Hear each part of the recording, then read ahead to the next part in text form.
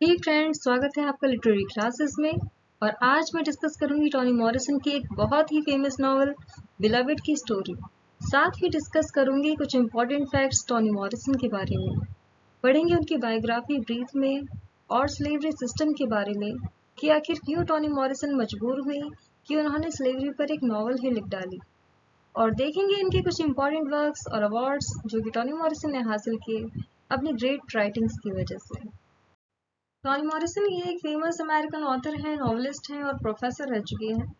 इनका real name Chloe Anthony Howard Morrison था और इनका जन्म हुआ था लोरेन ओहियो, यूनाइटेड स्टेट्स में 18 फरवरी 1931 में। और इनकी डेथ हुई थी 5 अगस्त 2019 को यूनाइटेड स्टेट्स में। ये बेशक से एक अमेरिकन है, लेकिन इनके जो एंसेस्टर्स थे उनके रूट साउथ अफ्रीका से थे। और इनके एंसेस्टर्स को ब्लैक होने की वजह से और फाइनेंशियली वीक होने की वजह से काफ़ी सारी प्रॉब्लम्स को फेस करना पड़ता था। इनके पिताजी जब भी वाइट लोगों को देखते थे तो वो ट्रॉमा में चले जाते थे। जब मॉरिसन लगभग 15 साल की थी तो वाइट लोगों के ग्रुप ने उनके गली में रहने वाले 2 अफ्रीकन अमेरिकन बिजनेसमैन का मर्डर कर दिया था। ये इतना पेनफुल इंसिडेंट था कि इस मर्डर इंसिडेंट के बाद ही मॉरिसन के फादर जॉर्ज वॉकआउट रेसिज्म से बचने के लिए और रोजगार ढूंढने के लिए लोरेन ओहियो में शिफ्ट हो जाते हैं, जहां पर इंडस्ट्रियल इकोनॉमी तेजी से बढ़ रही थी और जहां पर ब्लैक लोग ज़्यादा थे। रेसिज्म के अपने बहुत बुरे एक्सपीरियंस से परेशान होकर मॉरिसन ने 2015 में एक इंटरव्यू में कहा था कि उनके पिता वाइट लोगों से इतनी नफरत करते थे कि वो उन्हें घर में आने नहीं देते थे। टॉनी मॉरिसन के एंसेस्टर्स को और भी बहुत सारे सिटीजन्स को जो कि साउथ अफ्रीकन थे, उन सभी को अमेरिका में स्लेवरी करने के लिए लाया गया था। दूसरे देशों से स्लेव काफी कम वेजेस पर मिल रहे थे और जानवरों की तरह इनसे 24 घंटे मजदूरी करवाई जा सकती थी। इन स्लेव्स को इनके खुद के लिए वक्त तक नहीं देते थे, इनको पीटा जाता था। वाइट पीपल ब्लैक पीपल को बहुत परेशान करते थे और ये उन पर रूल करते थे और खुद को इनसे सुपीरियर मानते थे। ब्लैक औरतों की हालत तो ब्लैक आदमियों से भी बहुत बुरी थी। मॉरिसन सिर्फ 2 साल की थी जब इनके पेरेंट्स घर का रेंट नहीं चुका पा रहे थे और लैंडलॉर्ड ने इनके घर में आग लगा दी थी, जबकि मॉरिसन का पूरा परिवार घर के अंदर ही मौजूद था। लैंडलॉर्ड की इस हरकत पर मॉरिसन के परिवार को बहुत दुख हुआ और इन्होंने हंसकर टाल दिया। मॉरिसन की जितने भी राइटिंग्स हैं उनमें ब्लैक अमेरिकन लोगों के बहुत दुख शामिल हैं जो उन्होंने अमेरिका में एक्सपीरियंस किए, और साथ ही वो अपनी राइटिंग्स में उन कॉन्सिक्वेंसेस का भी जिक्र करती हैं जो कि ब्लैक अमेरिकन को वाइट लोगों की वजह से मिले। हार्वर्ड में जब मॉरिसन प्रोफेसर थी तब जमैका के आर्किटेक्ट हेरोल्ड मॉरिसन से उनकी मुलाकात हुई, जिनसे उन्होंने 1958 में शादी की। उनके पहले बेटे का जन्म 1961 में हुआ और जब उनका हेरोल्ड से तलाक हुआ 1964 में, तब वो अपने दूसरे बेटे के लिए गर्भवती थी। तो इस तरह से हम देख सकते हैं कि टॉनी मॉरिसन की जो ज़िंदगी है कितनी मुश्किलों से भरी थी। बचपन में इकोनॉमिक कंडीशन ठीक नहीं थी, ऊपर से ब्लैक अमेरिकन होने का एक अलग ही स्ट्रगल रेसिज्म था। जब इनकी मैरिज हुई तो जल्दी ही इनका डाइवोर्स हो गया और सिंगल पेरेंट रहकर अपने बच्चों को नर्चर किया और साथ ही इस वर्ल्ड को अपने वर्क से इंस्पायर भी किया।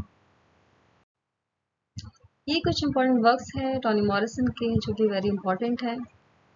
द ब्लेयर स्टाइल 1970 में पब्लिश हुआ था, सुलह 1973 में पब्लिश हुआ था, सॉन्ग ऑफ सोलोमन 1977 में पब्लिश हुआ था, टार बेबी 1981 में, बिलवेड 1987 में, पैराडाइज 1998 में, जैज 1992 में, होम पब्लिश हुआ था 2012 में।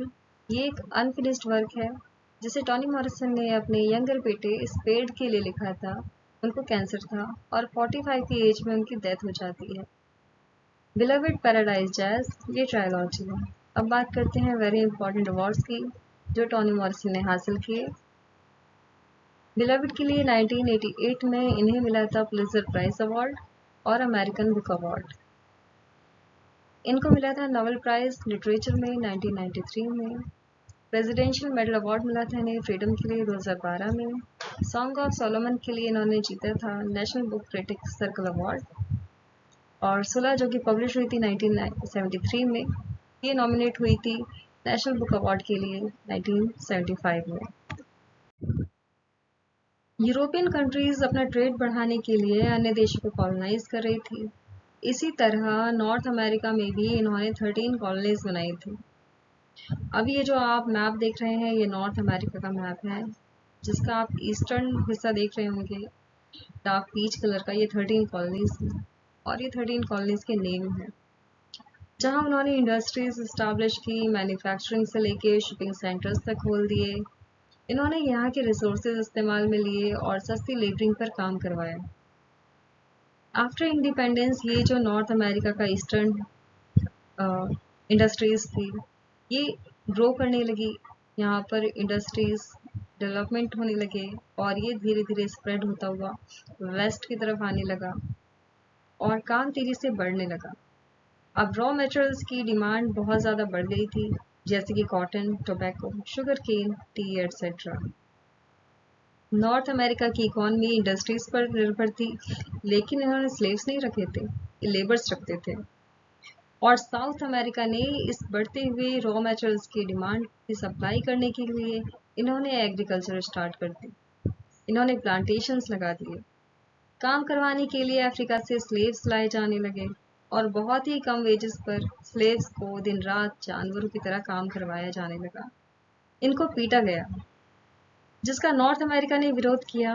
ये स्लेवरी को अबॉलिश करना चाहते थे और इस वजह से 1861 से लेके 65 तक अमेरिका में सिविल वॉर होने लगा। 1861 में ही अब्राहम लिंकन अमेरिका के प्रेसिडेंट बने थे और वो भी स्लेव सिस्टम के अगेंस्ट थे। साउथ अमेरिका एग्रीकल्चर और स्लेवरी पर पूरी तरीके से इकोनॉमिकली डिपेंड हो चुका था। ये नॉर्थ अमेरिका से अलग रहना चाहते थे क्योंकि नॉर्थ अमेरिका इनके स्लेवरी सिस्टम के अगेंस्ट था और ये साउथ अमेरिका अपने एरिया में अपने रूल्स और अपने रेगुलेशन स्टैब्लिश करना चाहते थे। ये नहीं चाहते थे कि नॉर्थ अमेरिका बार बार इनको इंटरप्ट करता रहे। North America slave system abolish करने में कामयाब हो गया था और इस वजह से अब्राहम लिंकन को अपनी जान से भी हाथ धो बैठना पड़ा, क्योंकि जॉन विल्क्स नाम के एक एक्टर ने इनके हेड में अपनी पिस्टल से शॉट कर दिया था 14 अप्रैल 1865 को, जिससे अब्राहम लिंकन की डेथ हो जाती है। सो ये था background and this is the first part of this video. Beloved की स्टोरी आपको इसके नेक्स्ट वाले पार्ट में मिलेंगी। And thanks for watching, keep watching literary classes.